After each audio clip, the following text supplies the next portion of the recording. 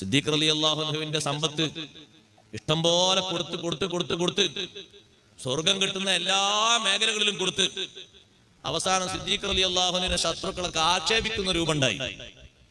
അഷ്റഫുൽ ഖൽഖ് റസൂലുള്ളാഹി സ്വല്ലല്ലാഹു അലൈഹി വസല്ലം തങ്ങളുടെ കൂടെ ഹിജ്റ പോകുമ്പോ സമ്പത്ത് മുഴുവനും കൊണ്ടുപോയി എന്ന് ആരോ ഉപ്പയോട് പറഞ്ഞു. അന്ന് ഉപ്പ നബി തങ്ങളെ കൊണ്ട് വിശ്വസിച്ചിട്ടില്ല. ഉപ്പ വിശ്വസിക്കുന്ന മക്കം ഫതഹിന്റെ അന്നാണ്. സിദ്ദീഖ് റളിയല്ലാഹു അൻഹു ഉപ്പാനോട് പോയിട്ട് പറഞ്ഞു, നിങ്ങളെ മോന് ആ മക്കളെയും ഭാര്യനൊക്കെ പട്ടിണിയിലാക്കിയിട്ട് സമ്പത്തൊക്കെ കൊണ്ടുപോയിട്ടുണ്ട് ഹിജ്റ പോയപ്പോ. അപ്പൊ ഉപ്പ അങ്ങോട്ട് ദേഷ്യം പിടിച്ച് വന്നില്ലേ.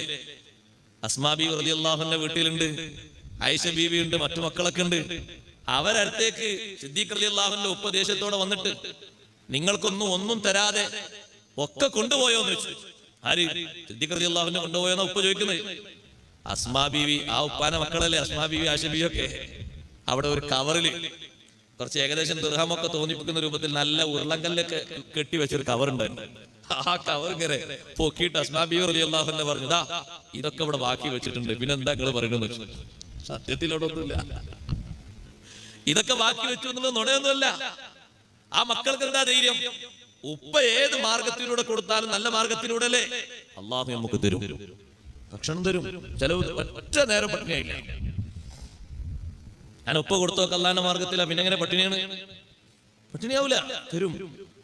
നമുക്ക് അങ്ങനെ തോന്നൂലേ അള്ളാന്റെ മാർഗത്തിൽ നമ്മളങ്ങനെ കൊടുത്താൽ പട്ടിണിയായി പോകും? ഇല്ല, ഉമ്മമാരെ പട്ടിണിയാകൂല.